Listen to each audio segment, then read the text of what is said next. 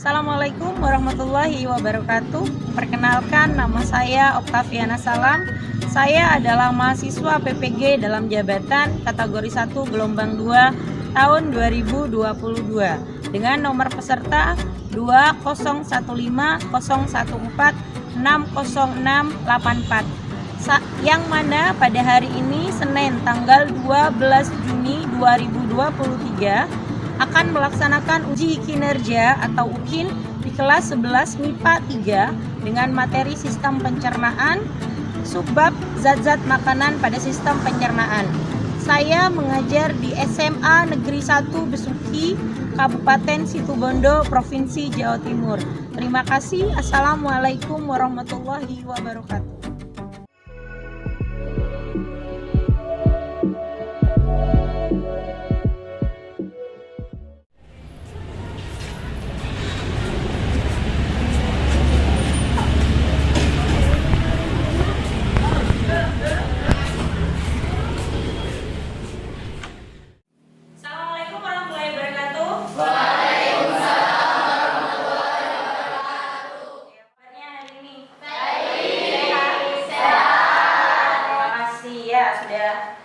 Masuk hari ini, sebelum kita mulai pelajarannya, kita berdoa terlebih dahulu. Sebelum mulai pelajaran, mari kita berdoa. Berdoa mulai.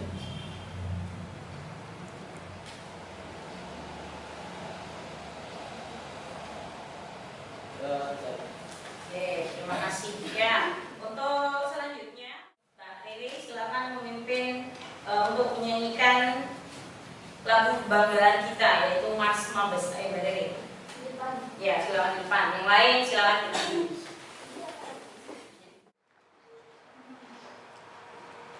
1, 2, 3. Berkat bersemi alma materku, SMA Besuki, menempat tunas-tunas mulia, penerus cita bangsa, dengan visi Mabes Bimaster.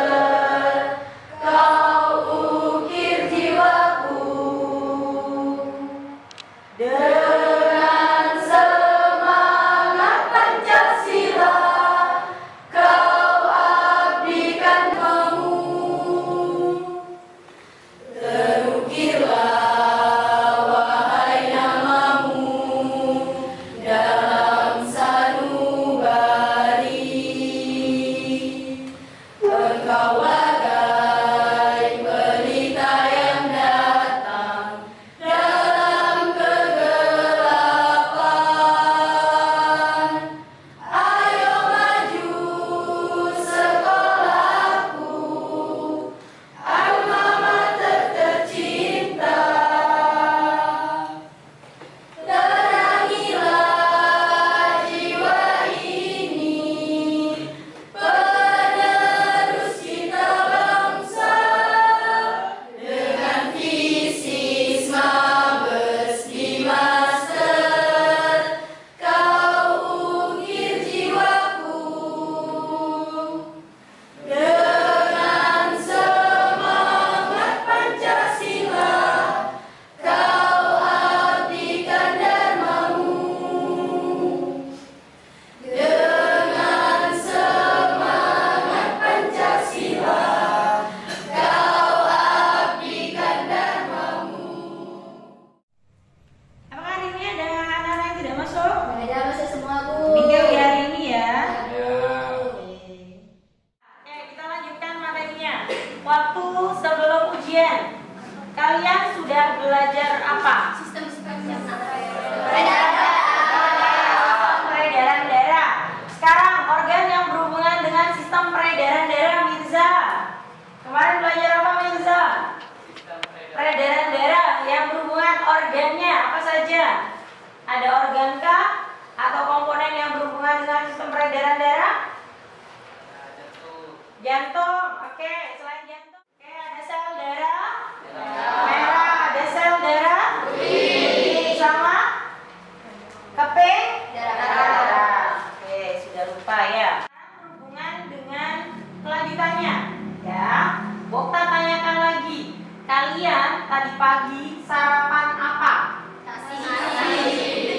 Bisa aja kak? Ya, oke, mulai dari Yola. Kamu tadi sarapan apa Yola? Atau makan siang barusan? Nasi sama mie. Yuk, ada lagi. Balkis, sarapan apa tadi? Nasi sama telur. Fungsi dari sarapan apa? Selain dia menambah energi supaya kenyang. Menambah konsentrasi. Kenapa harus makan nasi? Oh, ada karbohidratnya. Nasi itu karbohidrat. Ya. Makan roti karbohidrat. Ya. Boleh makan roti? Boleh. Kalian bisa? Bisa. Kenapa tidak bisa? Kenapa tidak bisa? Kan dia juga sama-sama karbohidrat. Kenapa kalau roti, kalian makan roti, meskipun rotinya sak gebok habis, tetap nanti masih minta nasi, benar? Ya. Kenapa?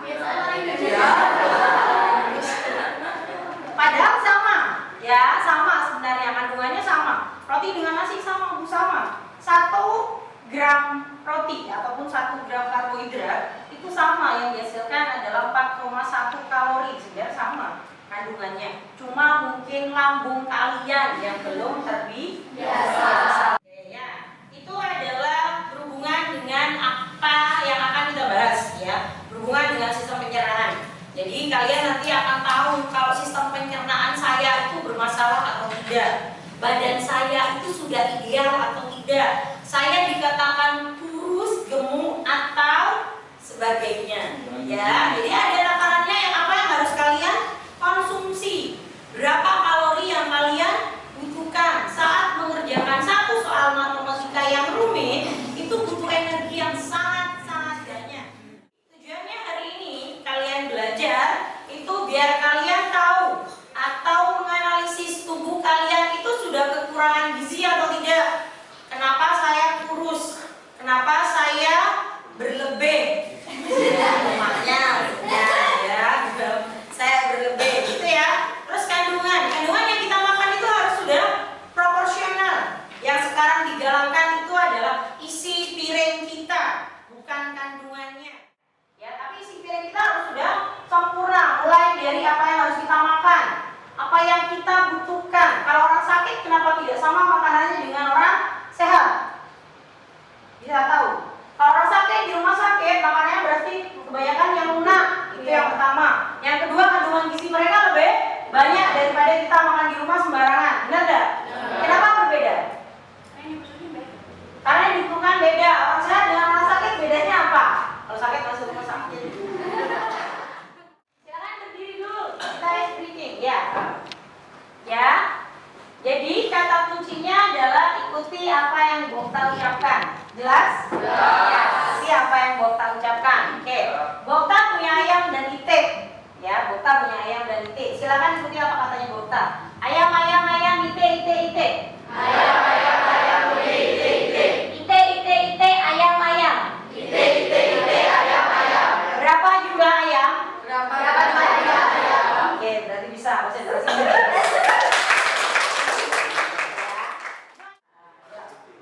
14 orang yang sudah join.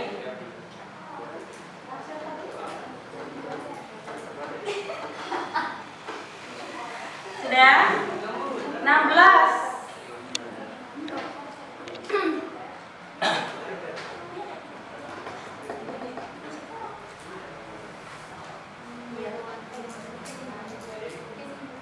Oke, sudah ya? 16 orang. Belum. Masih awal. 17. 18. Nah, nanti poinnya langsung keluar. Nanti runner up 3 orang terbesar buat kasih hadiah. Itu sudah. Bagi sudah 600. Ayo. Ayo,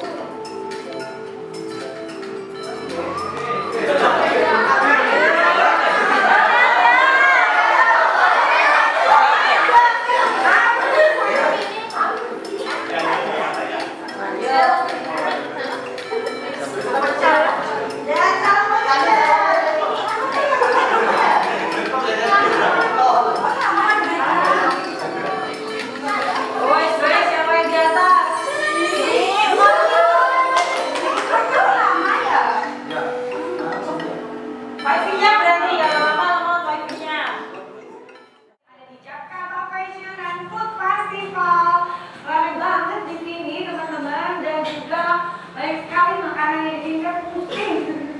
Pemuda lagi di sini, saya mau tanya-tanya nih sama pengunjung yang ada di sini seputar makanan yang dijual di sini. Kita cari yuk salah satunya. Suki ada nggak ya kayak gini? Ada. Ada pasar, jangan tahu. Bolong lemak yang bagus. Tapi daripada kita ragu, coba kita tanya ke ahli gizi.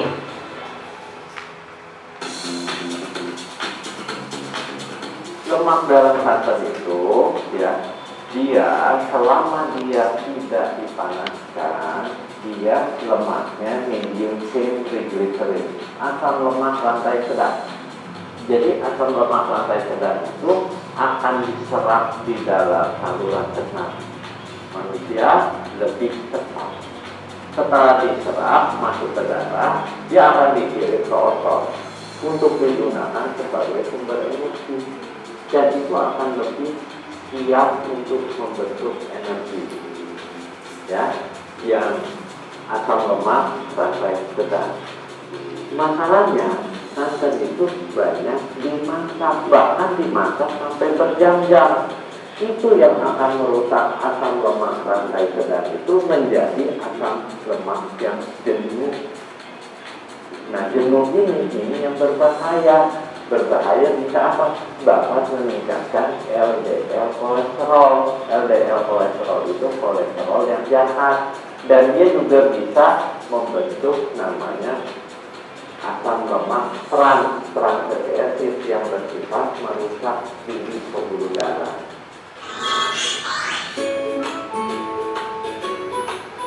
Tadi udah banyak banget kan makanan berat.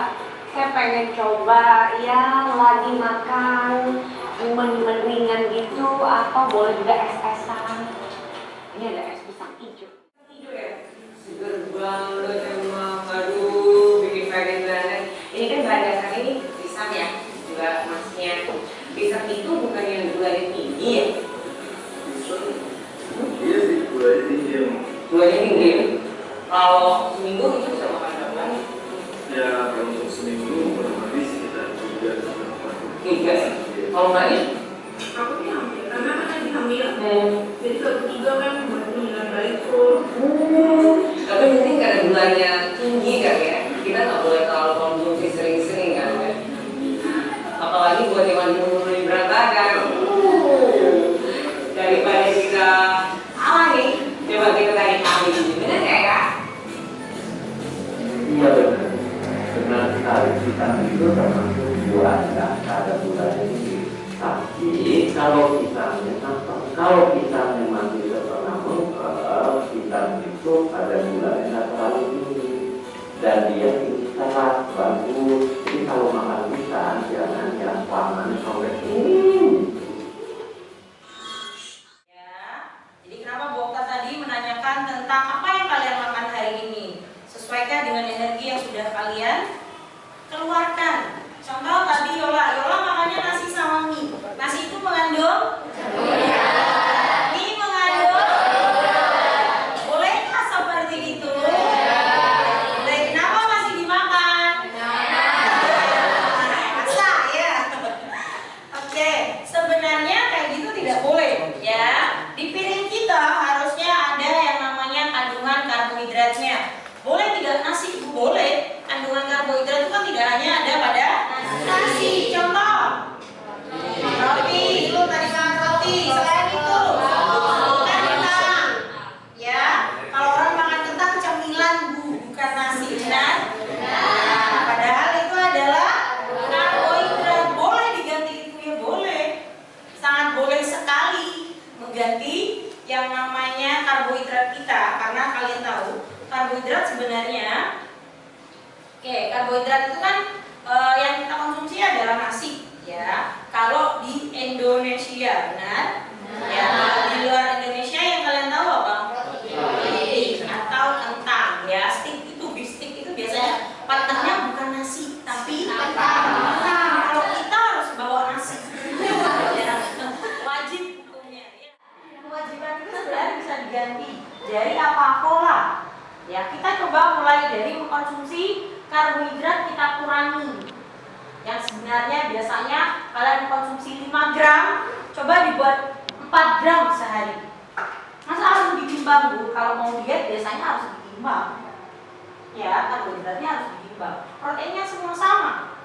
Ya, karena yang kalian tahu makanan sehat itu dan makanan bergizi. Kalau makanan bergizi itu biasanya adalah ada kandungan protein, karbohidrat, lemak. Ya, jadi kayak sistem pencernaan atau makanan itu dibagi dua oleh tubuh. Ada yang makro, ada yang mikro. Kalau makro dia harus dalam jumlah besar dalam tubuh. Contoh karbohidrat. Karbohidrat dalam tubuh harus jumlahnya besar kita butuhkan. Protein juga besar, lemak juga besar karena dia adalah sumber energi.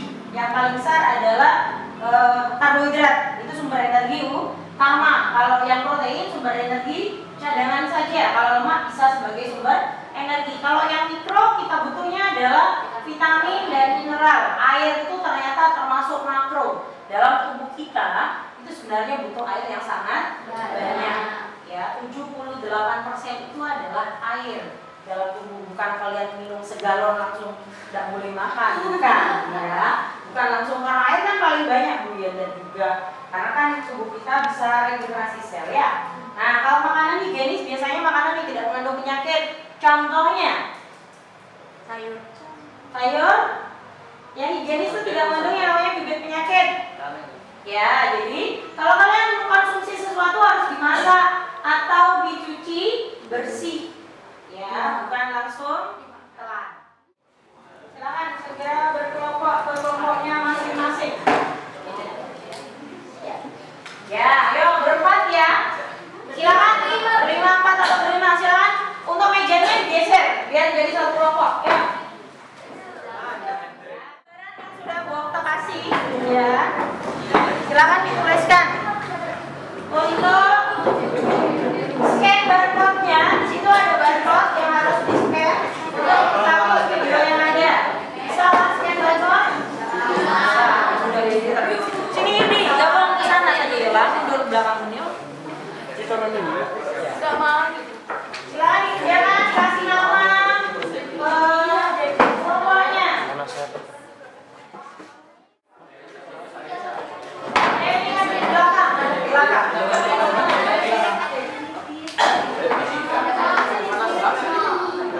Pak TN lah. Pak TN lah.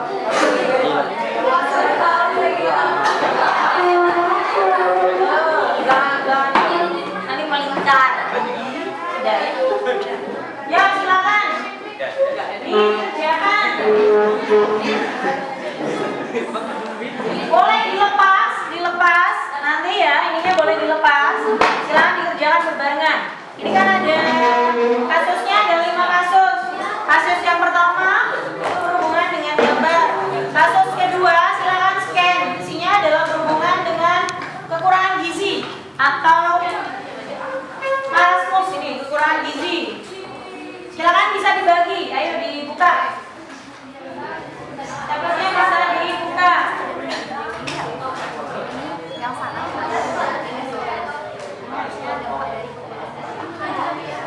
Oke, nanti dijelaskan. Yang pertama, jelaskan pertama Pak.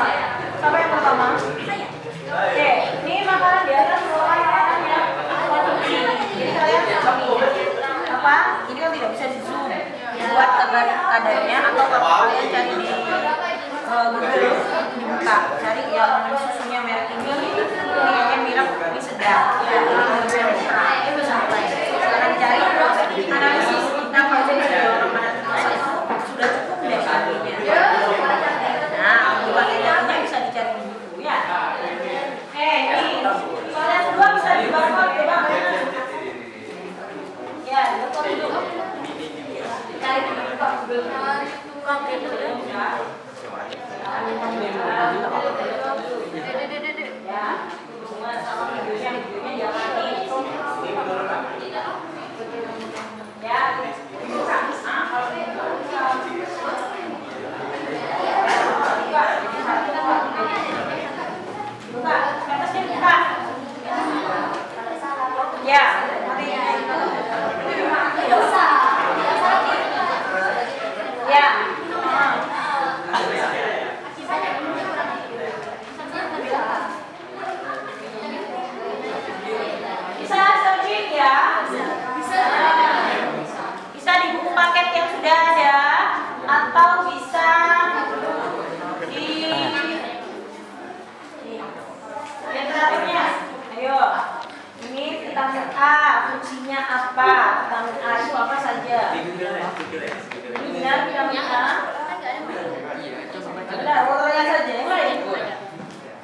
Lihat dulu.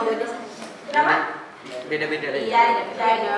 Ya, vitamin A itu apa saja? Benar atau tidak? Kalau benar, kenapa? Ya, ayo. Scan barcode-nya, bisa? Ayo. Jadi kan ditanya berdasarkan tabel di atas, apakah menurut nama vitamin akibatnya sudah benar apa tidak? Apabila kekurangan vitamin A menyebabkan penyakit ini kah? Apabila kekurangan vitamin D, dia penyebabnya ini bukan. Kalau tidak, jelaskan. Jika benar, jawab. Tapi jika salah, kamu tulis lagi. Boleh dibagi ya. Vitaminnya yang benar apa, yang salah apa. Oke. Ini ada yang mana? Yang nggak bisa yang mana? Bisa semua. Oke. Mandi sendiri. Iya. Oke, ini berhubungan ya. Ya, oke, silakan. Yang ini dulu, jangan yang mana dulu. Scan barcode-nya dulu. Sudah? Ya, di scan dulu. Yang kemarin kita lihat. Oke, habis ini bisa presentasi ya.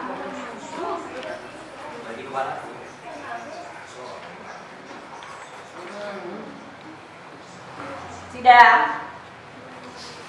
Kenapa ada dibagi?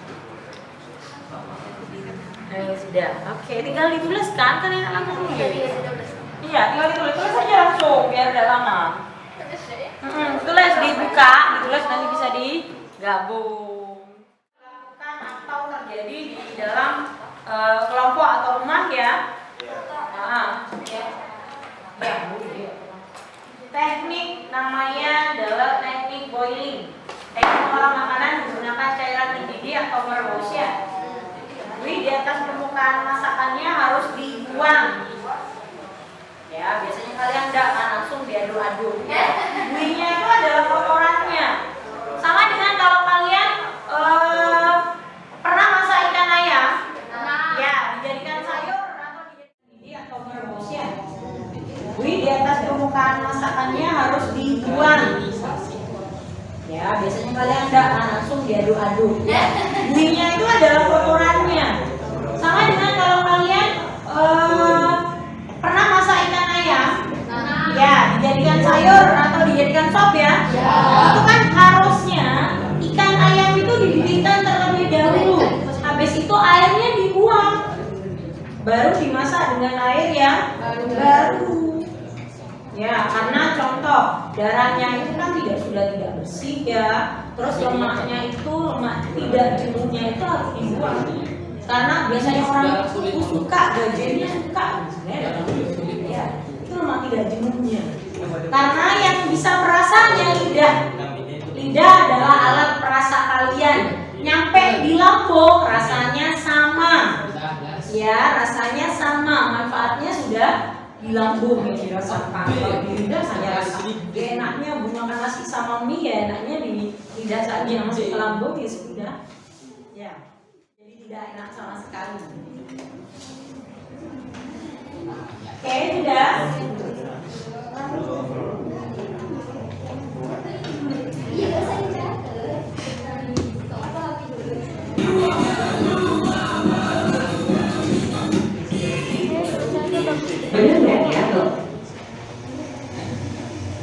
Ini bagi yang mengonsumsi. Bagi yang mengonsumsi, bukan pengonsumsi. Sabar.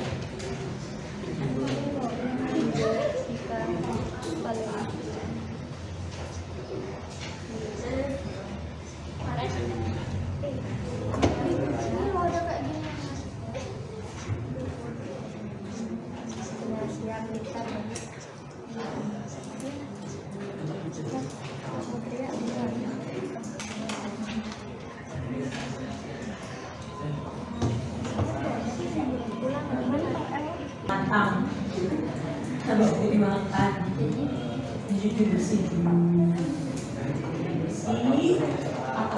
nggak boleh terlalu masak baik. Jangan sampai larutannya klorofilnya itu larut ya, sampai hilang semuanya.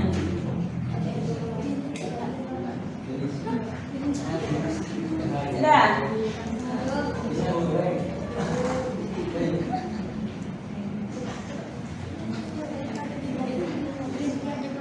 Kalau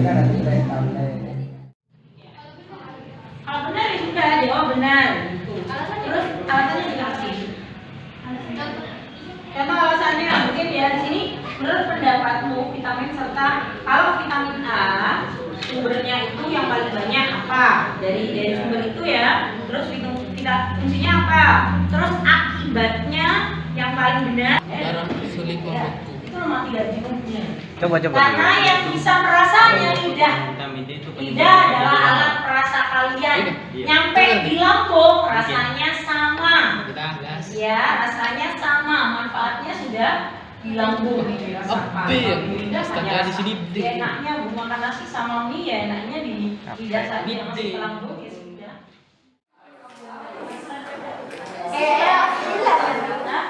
Iya dong. Iya.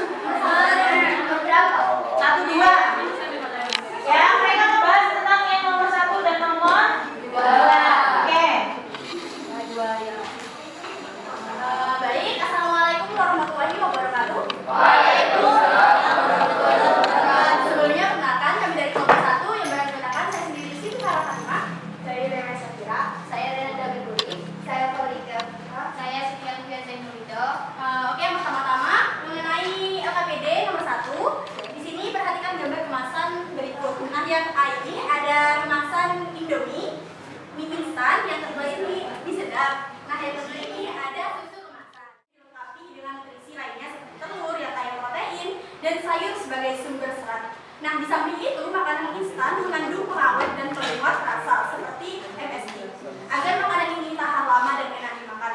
Namun sedikit mengandung protein, mineral dan vitamin yang dibutuhkan. Yang kedua yaitu konsumsi susu kemasan, fish flag. Susu memang bisa menjadi pilihan sarapan yang sehat. Mengingat minuman yang satu ini mengandung banyak gizi dan vitamin yang baik. Untuk kesehatan tubuh. Kandungan nutrisinya membantu memenuhi kebutuhan nutrisi harian kita. Namun kita tidak disarankan hanya minum susu saja untuk memenuhi kecukupan energi harian, apalagi secara rutin. Sebab meski awalnya kita merasa kenyang, gula dalam susu dapat membuat kita cepat lapar lagi. Kesimpulannya, jika mengonsumsi 2 makanan kemasan di atas belum bisa memenuhi kecukupan energi harian. Baiknya bila dikonsumsi dengan tambahan makanan lain yang tak kalah sehat juga memenuhi kebutuhan nutrisi pagi hari yang berlimpah. Nah, untuk yang pertanyaan kedua itu kan ada video di YouTube ya. Itu di situ menampilkan seorang anak yang berumur 13 tahun namun memiliki berat badan yang sekitar 3 kg. Nah, dari kasus tersebut kandungan zat makanan apa yang sangat berperan dalam memicu penyebab gangguan gizi atau kekurangan gizi pada anak? Nah, jawabannya, dari kasus di atas anak tersebut mengalami gangguan kekurangan gizi atau malnutrisi yang disebut marasmus. Ciri-ciri dari penyakit ini adalah tubuh yang kurus kering dan tulang yang menonjol, terutama pada tulang iga dan tulang bahu. Selain itu, kulit lengan, paha, dan bokong penderita akan tampak kendur, serta wajah terlihat seperti orang tua. Penyakit ini disebabkan oleh kekurangan asupan kalori yang berkepanjangan, baik dari segi protein maupun karbohidrat. Penyakit ini dapat ditangani dan dicegah dengan menjalani pola makan sehat bergizi seimbang. Saya Muhammad Nurul Karim ingin bertanya. Biasanya orang tua kita kalau kita lagi makan mie itu suruh pakai nasi. Nah, menurut mereka jika mie dijadikan sama nasi itu sehat katanya. Apakah benar apa enggak? Tidak, maka dari itulah kita mengubah mindset orang tua kita yang sedikit buruk menjadi lebih baik. Karena kan sudah tahu sendiri ya, kalau mie itu merupakan karbohidrat, nasi juga merupakan sumber karbohidrat, apalagi sumber karbohidrat utama. Jadi sebaiknya dalam mengonsumsi mie atau cara kalian menjadikan mie, sebaiknya dibikin dengan telur yang kaya akan protein juga dengan sayur-sayur yang lain. Sehingga di saat kalian makan mie, kebutuhan yang lain juga terpenuhi.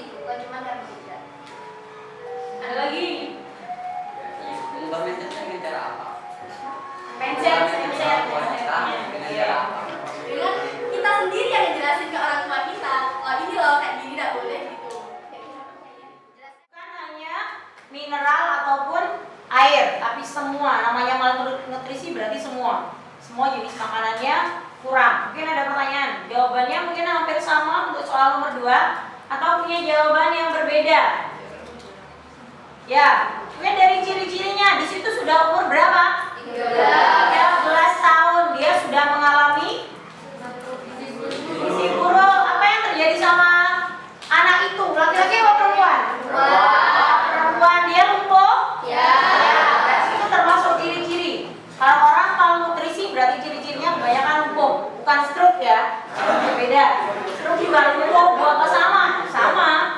Ya, orang stroke itu kan karena hipertensi, biasanya karena entah dia kolesterolnya tinggi atau tekanan darahnya tinggi. Tapi kalau malnutrisi lebih ke fisiknya, ya bisa dilihat kasat mata, ya karena kurus kering biasanya itu adalah malnutrisi. Atau kalau lansia bisa kan kena penyakit malnutrisi. Kalau orang kurus itu apakah malnutrisi? Iya. Orang kurus belum tentu malnutrisi.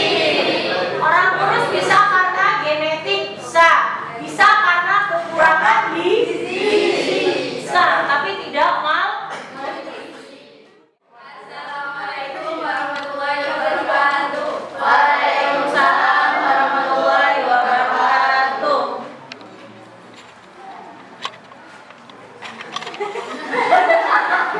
Ayo. Ayo.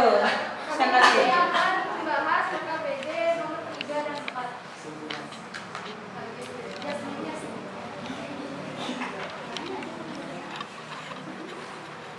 Soal nomor 3. Carilah informasi di internet berkaitan dengan zat-zat yang terkandung dalam plastik styrofoam. A. Mengapa wadah dari bahan styrofoam dan plastik yang berkualitas rendah tidak baik untuk menyimpan makanan terutama yang panas dan berhemat? Styrofoam mengandung beberapa zat yang berbahaya seperti zat styrene, di mana kemasan makanan dari styrofoam ini dapat melepaskan zat styrene ketika makanan di dalamnya bersuhu tinggi. Begitu juga dalam plastik yang mengandung gas kimia yang akan merusak ke bahan makanan bersuhu tinggi ketika bersentuhan sehingga dapat beresiko menimbulkan penyakit bagi yang mengonsumsi.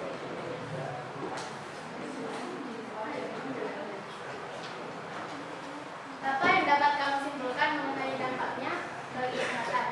Zat kimia yang terkandung pada plastik dan styrofoam dapat masuk ke sel-sel darah dan merusak sumsum tulang belakang dan salah satu penyebab kanker. Ya, dari setiap plastik itu sebenarnya sudah ada proses penggunaannya, ada bisa digunakan dengan microwave atau tidak, itu biasanya tercantum di plastiknya. Jadi sebenarnya itu akan berpengaruh, Bu. Kalau sudah dia kualitasnya bagus, itu biasanya tidak berpengaruh pada produknya, meskipun dalam keadaan panas atau dingin sekalipun. Tuh. Tapi yaitu harus menggunakan budget yang lebih besar untuk menggantinya, biasanya seperti itu. Jadi sebenarnya styrofoam. Nah, yang dibahas kan yang panas dan berlemak, ya bisa makanannya itu diganti sama pisang goreng yang udah dingin gitu. Itu dampaknya beda nggak kira-kira? Dari artikel yang saya baca bahwa makanan yang sudah dingin itu sama juga bisa terkontaminasi dari styrofoam dan plastiknya. Tetapi kecepatan dari kontaminasinya itu lebih lambat. Jadi sudah zat kimia yang ada di styrofoam dan plastik yang berkualitas rendah itu lebih lama ke makanannya. Jadi lebih aman ya, penyerapannya lebih aman. Tapi tidak aman juga kalau terlalu lama. Lebih baik yang dingin atau yang makan dingin? Itu tergantung sih. Kalau menurut saya itu bagus yang dingin, soalnya dapat mempengaruhi rasa dan makanan. Jadi coba kamu bandingkan, kalau pisang goreng yang panas banget itu lebih enak daripada pisang goreng yang dingin. Dari tadi presentasi, apa yang kita dapatkan? Ya, apa yang kita dapatkan? Nah, setelah kita belajar itu apa yang kita dapatkan? Oke, kita harus mengetahui nutrisi yang masuk dalam tubuh kita. Terus ada lagi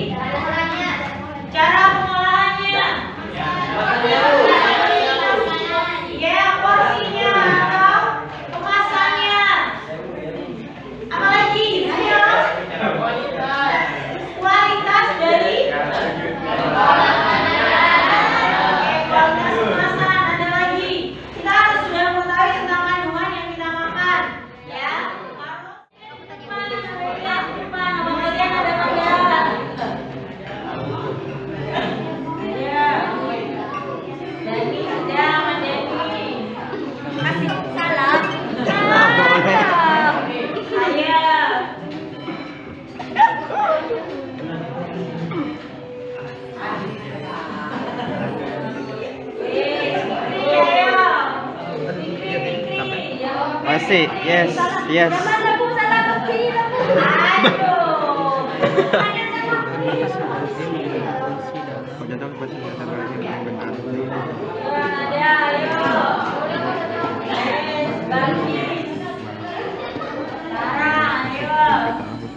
Ayo.